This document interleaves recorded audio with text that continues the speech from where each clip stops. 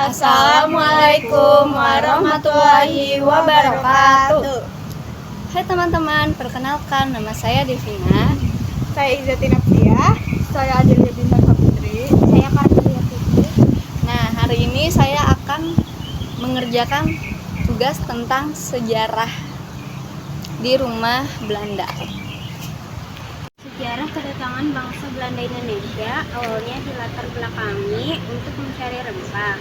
Usaha mencari rempah yang dilakukan Belanda terkait dari faktor dominasi negara Spanyol, Portugis, dan dua imperium terbesar di Eropa saat itu.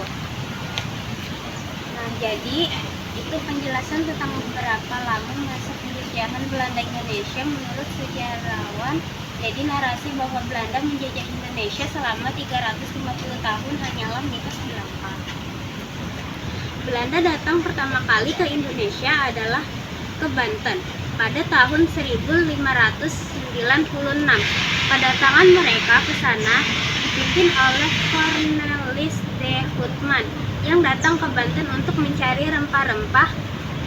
Ingat ya sobat muda, kedatangan Cornelis de Houtman ini bukan untuk menjajah, tapi untuk mencari rempah-rempah.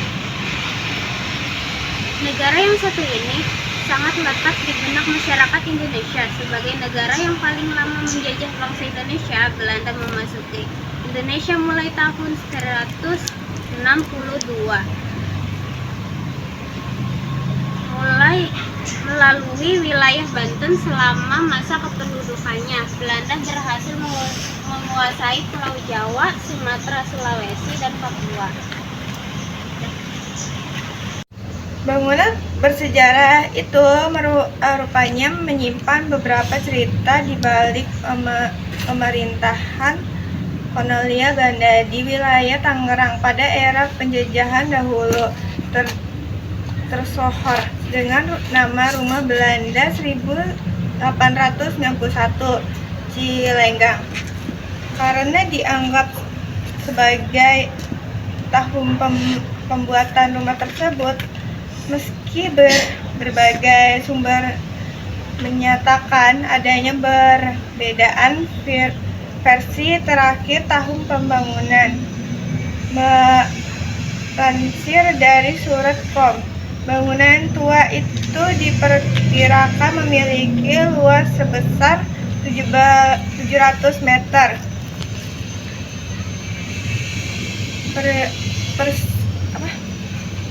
persegi dengan beberapa kamar dan ruang rapat.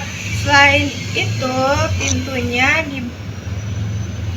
dibangun setinggi 3 meter dan jendela 2 meter serta cat berwarna krem di bagian dalam dan luar rumah.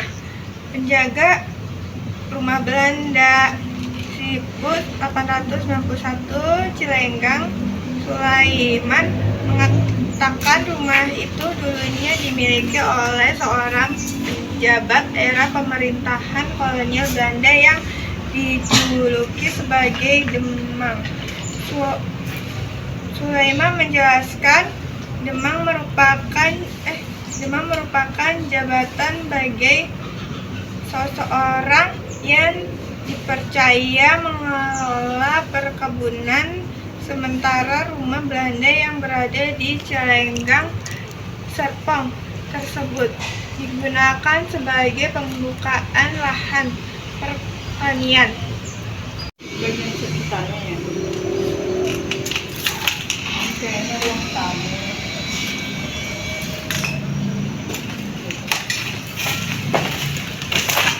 Ini kayaknya kamar.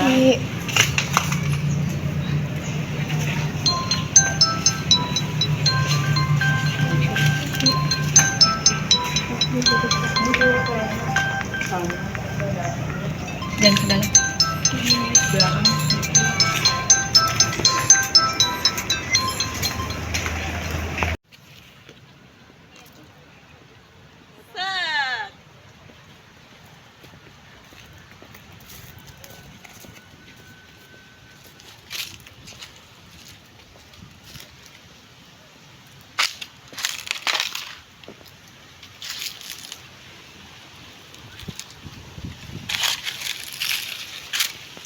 Dah.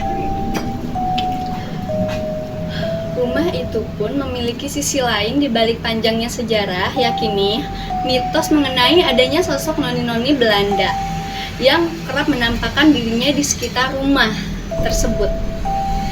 Kadang ada juga noni-noni Belanda berpakaian yang seperti orang dulu, wajahnya sudah agak tua, tapi aku sih nggak tahu ya, nggak ikut campur, urusan masing-masing sudah beda alam, ucap Sulaiman.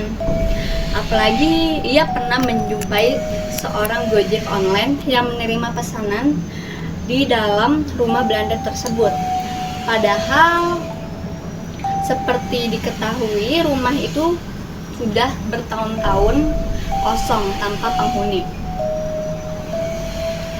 Saya cuma nanya, mau kemana bang? Dia jawab katanya mau jemput ke sana rumah Belanda. Saya biarin aja. Setelah itu ojolnya pun baru sadar cerita kalau dijemput rumah Belanda itu warga yang tahu akhirnya geger paparnya.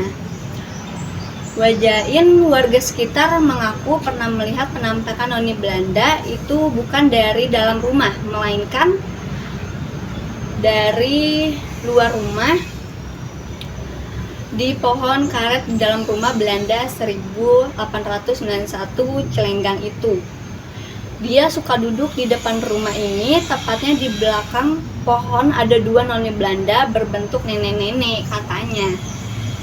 Suasana horor dari rumah tersebut didukung dengan kondisinya yang usang, pelopong, tata rapuh, ranting jatuh, kaca pecah, serta ditumbuhi rumput-rumputan di sekitarnya. Sulaiman berharap bangunan ini mendapat pengertian pemerintah dan segera ditetapkan sebagai cagar budaya karena memiliki nilai sejarah. Bangunan sangat memperhatikan kerusakan parah, memang butuh pengertian pihak pemerintah dan masyarakat untuknya. Terima kasih. Sekian dari kami, kurang lebihnya mohon maaf. Wassalamualaikum warahmatullahi wabarakatuh. Dah.